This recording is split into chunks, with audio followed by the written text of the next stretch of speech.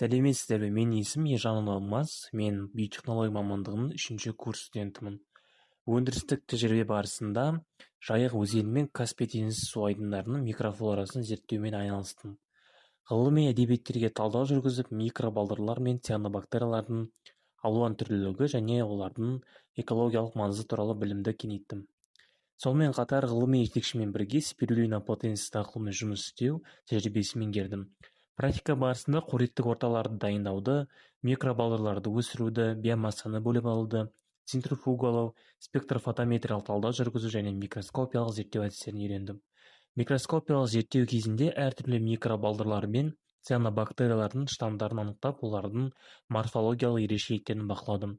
Атап айтқанда, ностік, анабена, хлорелла, спирулина, осциллатория және басқа да микроорганизмдердің штамдарын микроскоп арқылы зерттеп, оларды ажырату және сәйкестендіру дағдыларын меңгердім.